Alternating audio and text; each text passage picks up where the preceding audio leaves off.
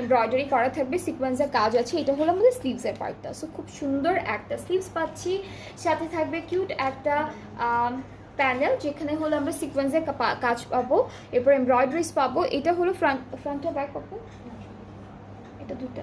হ্যাঁ হ্যাঁ, স্লিভসে যাবে। আচ্ছা ওকে, সো এইটা হচ্ছে ফ্রন্ট আর ব্যাক পার্টের দামানের জন্য। এই সুন্দর প্যানেলটা ফ্রন্ট আর ব্যাক পার্টের দামানে থাকবে।